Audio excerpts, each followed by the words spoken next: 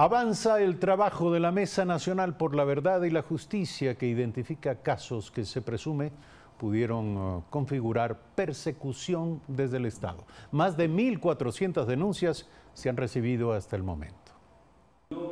El jueves último se cumplió la tercera jornada de audiencias públicas de la Mesa Nacional por la Verdad y la Justicia, Perseguidos Nunca Más, impulsada por el Consejo de la Judicatura, otras instituciones del Estado y diversas organizaciones sociales y de defensa de los derechos humanos. Este mecanismo ha permitido conocer hasta el momento 1.435 denuncias de ciudadanos que afirman haber sido perseguidos durante la última década. Sin embargo, la cifra aún está sujeta a verificación. Las anteriores jornadas se cumplieron el 5 y el 12 de este mes. Hasta el momento se han cumplido 26 audiencias, 24 públicas y 2 privadas, según el titular de la Mesa Nacional, Paul Jacome, quien se considera una víctima más y estuvo involucrado en el caso Los Tres de Cotopaxi, por el que cumplió 1 año en prisión. El 10 de diciembre se prevé que la comisión presente un informe y se establezca un mecanismo que también permita la defensa de los señalados por quienes se consideran víctimas de persecución. A fines de diciembre está programado presentar un informe final que se entregará a instituciones como la Presidencia de la República, el Consejo de Participación Ciudadana y Control Social Transitorio y la Asamblea Nacional. Entre los objetivos del mecanismo se encuentran buscar una reparación integral para las víctimas y reformas legales para evitar que hechos similares se repitan a futuro. Néstor Aguilera, Telediario. Continuamos y este reportaje nos da pie para nuestro siguiente diálogo. Paul Jacome, presidente de la Mesa Nacional por la Verdad y la Justicia, Perseguidos Nunca Más. Él es víctima en el caso de Los Tres de Cotopaxi, estuvo detenido 1 año. Nuestro invitado esta mañana, buenos días, gracias por estar aquí. 1.400 denuncias. ¿Denuncias de qué tipo de casos de persecución? Buenos días. Buenos días. En términos generales hemos recibido nosotros a través de esta implementación de esta iniciativa que se lanzó en agosto. En octubre se aperturó en la página del Consejo de la Judicatura una plataforma para que se puedan ingresar los casos de persecución política. Y ahí en esa plataforma hemos recibido 1.435 casos que corresponden a 4 aspectos centrales. El primero, criminalizados por ejercicio de la libertad de expresión, a los defensores de derechos humanos, del movimiento indígena y el defensores de la naturaleza y del 30 de septiembre. En ese contexto se han registrado estos 1.435 casos que la mesa ha analizado. ¿Cuál fue su caso? ¿Cuál fue el caso de Los Tres de Cotopaxi? Bueno, nosotros participamos en una acción de movilización el 30 de septiembre del 2010 en la ciudad de La Tacunga. Tuvimos una rueda de prensa en la gobernación de Cotopaxi y a cambio de eso sufrimos una denuncia de agresión terrorista. Entonces la intencionalidad... ¿Pero se tomaron ustedes violentamente la gobernación? No hubo ninguna toma violenta, fue una rueda de prensa que se hizo en la gobernación. Yo en esa época ejercía mi función de asambleísta alterno de la provincia del Cotopaxi. Y en ese contexto, pues planteábamos nosotros de que la Asamblea Nacional se vuelva a reunir para que derogue la ley que había generado el problema, el conflicto en el país. Una participación de 10 minutos y luego recibimos esta denuncia de agresión terrorista. ¿Y qué tratamiento jurídico tuvo su caso? Bueno, un tratamiento sumamente vergonzoso porque nos acusaron de 52 tipos penales. No sabíamos de qué defender. 52 tipos penales. ¿Puede penales. mencionar algunos? Por ejemplo, incitación a la rebelión, asalto a polvorines, desconocer el Estado de Derecho, agresión terrorista, terrorismo organizado, en fin. Entonces, como no tenían prueba de ninguna naturaleza, pues al final tenían que buscar alguna figura. O sea, en 52 no encontraron nada. Claro, es como cuando usted va a un restaurante, le ofrecen una carta y escoja por el delito que le van a... ¿De qué quiere ser acusado? Exactamente. Entonces, así procedió la justicia. No fuimos juzgados ante juez competente, nos respetó el fuero de corte nacional. También un concejal, Javier Cajilema, estuvo en ese momento, entonces tampoco se respetó el fuero de corte provincial.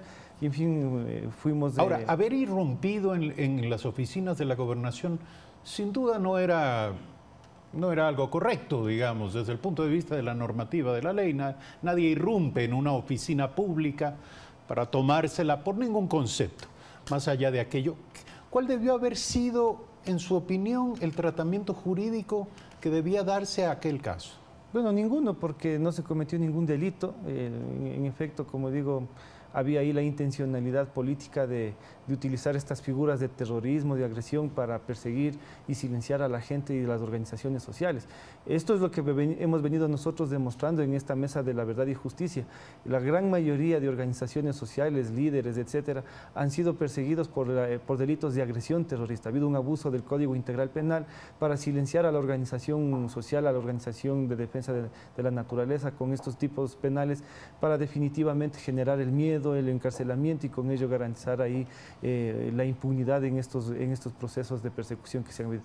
Entonces la mesa nacional está buscando la posibilidad de evidenciar todos los procesos de violación legal, la falta de tutela efectiva, la violación al debido proceso, para que definitivamente con este informe que nosotros pretendemos desarrollar y presentar el día 10 de diciembre, podamos nosotros presentarle al país el patrón de comportamiento de la justicia ecuatoriana. Entonces, el patrón de comportamiento de la justicia ecuatoriana también obedece a que había un previo linchamiento mediático, una sentencia previa desde el Poder Ejecutivo. El presidente de la República en los enlaces sabatinos decía: a este me sentencian, y la justicia inmediatamente se alineaba. Entonces, ese fue el caso nuestro, porque también fuimos objeto en sabatinas, en cadenas nacionales, para que la justicia ecuatoriana adopte un comportamiento. Entonces, en ese contexto nosotros registramos más o menos alrededor de 20, 30 comportamientos en cómo la justicia ha ido violando los procesos y los procedimientos legales en el país. Y eso es lo que nosotros estamos buscando con este informe, para establecer medidas de reparación integral que se entienda.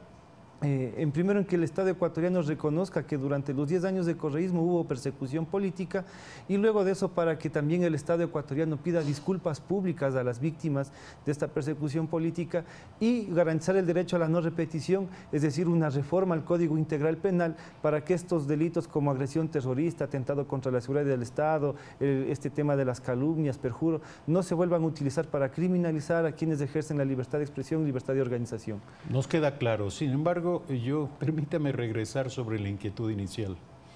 Si mañana se produjera la toma de una gobernación, de una provincia, por parte de un grupo a nombre de cualquier idea, digamos que los llamados por el ex canciller Ricardo Patiño, se les ocurre tomarse la gobernación de su provincia, ¿qué tratamiento deberían merecer? Mire, yo creo que en primer lugar valdría contextualizar la pregunta que usted me hace, porque en realidad no se puede presumir de persecución política a aquellos que han delinquido y quienes están involucrados en hechos de corrupción y que son escandalosos.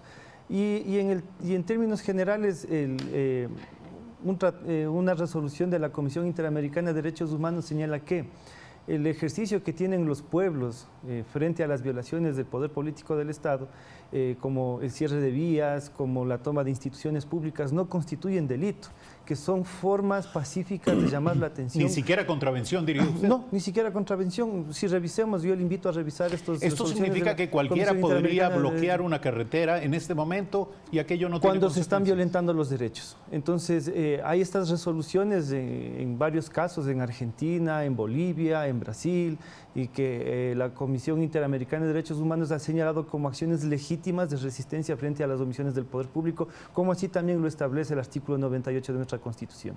Es importante, sin duda alguna, analizar los casos como los que usted menciona, pero también para propiciar una suerte de pedagogía pública respecto de cuáles son los comportamientos que rigen en una democracia bajo el imperio de la ley. Le agradezco mucho por aceptar la invitación a este programa.